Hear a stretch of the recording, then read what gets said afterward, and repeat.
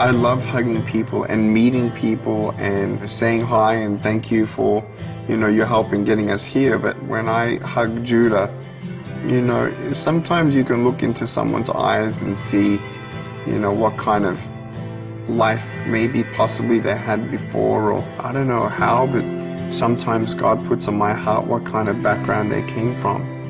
Actually, I've just finished your book last night. Really touched me, man. Thank you. Which one? Life Without Limits? No, Unstoppable. Good. They just gave it to me about 5 days ago, so I did my research on it. Yeah. And you finished it in 5 days? 5 days, man. That's with awesome. all my work I'm doing right now, but come on. It's about the bullying. But it's funny because it really dug in deep in me, man, because I was bullied. But the thing was, the way that I turned it around was becoming a bully myself. I got into gangs, I got into drugs, I got into the whole thing, man. Wow. Yeah. It was only here that I found that God saved me. Wow. Yeah. But there are some times where I meet someone and you just have no idea, what kind of background they came from. I come from a family that was broken because of infidelity, and that was what triggered me to just let everything go and rebel. I live here in the Philippines now. I was born here, but I also moved to America in 1986. I got into drugs at a very early age. I started selling drugs, failed everything in school. I left school in 9th grade, which was 9th grade for the second time, and I found refuge in a boxing gym. Behind every Christian, there is a testimony of how God got a hold of their heart, their attention, and their lives. I focused more on my study of boxing, as in the skill, the history, even the nutrition behind it, the science of training was like 100%. That was it. Win the first gold medal of all time. We've never won a gold medal, but at the very last moment, to get into Thailand, which would take me to Kazakhstan, which would take me then to London Olympics. First punch into that sparring, I dislocated my shoulder the last time, and that was it. At that very moment, I knew that God had closed that chapter. When I was reading Nick's book, and about how sometimes a passion has to die, so God's bigger and greater dream and passion can be placed in your heart, it really hit home. I was like, wow. Because all that time, I thought I had to fight my way to the top, and I realized the fight's already been won. All I have to do now is share his story, share his victory, and that's it. It's just the amazing story of God's love meeting us all where we're at and loving us all, no matter what we've done, or no matter how far away we've run away from the Lord.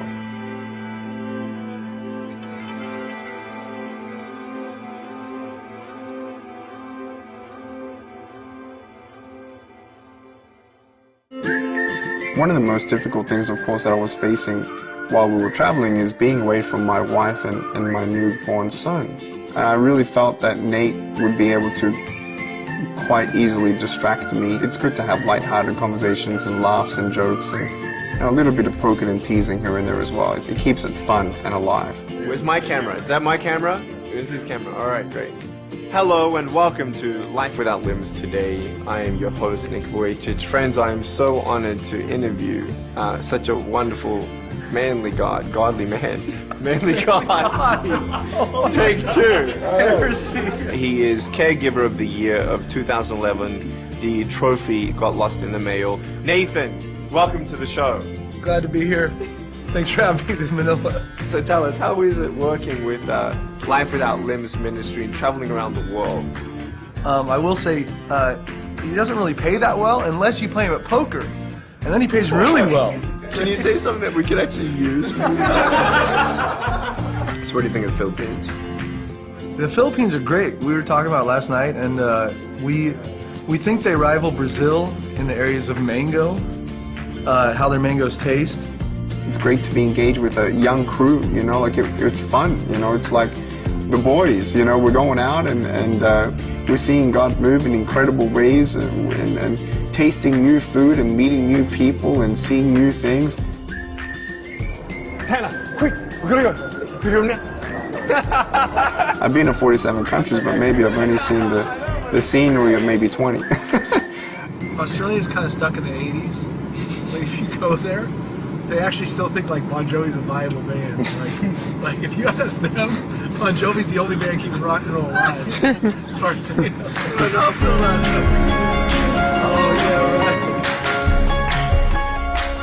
If Nate says, hey, let's go swimming, and I'm just sitting there watching TV or just lying in bed, sort of half asleep, half not, you know, like, it's very easy to become more sad when you know that, you know, your wife and your boy, they're sleeping through the night, and it's your day, and you can't talk to them, you can't, you know, you're like, man, what am I going to do, you know, like, I don't have thumbs to twiddle with, and I don't really want to do anything else. And then he says, no, let's go swimming. And I'm like, no, let's not. No, let's go swimming. And then I say yes to it. And, you know, it turns out that it's good exercise for me. It you know, gets us talking again, and it you know, brings up my spirits.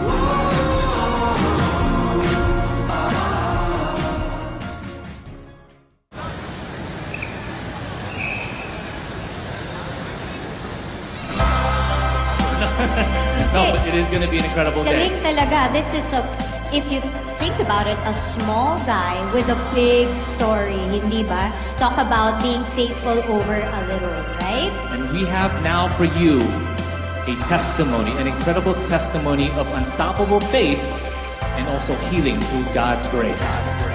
Filipino people, wherever I've met them in the world, I've seen nothing but just kind people, fun-loving people who love to laugh. And when we had that auditorium that night of 12,000 people, it was one of the most electric audiences I've ever had in my life.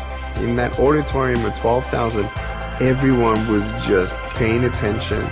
They loved it. There was a roar that I'll never forget. And I could just sense in that auditorium that there were thousands of people who were sitting there, who were amening all the way and praying for a change in that nation and just a revival. You know, every nation needs revival. Every nation needs a touch of God. I was just very encouraged by the people there and their spirit and their passion. Thank you. We are praying for your country, and I can't wait to come back to Manila. God bless you all. Thank you.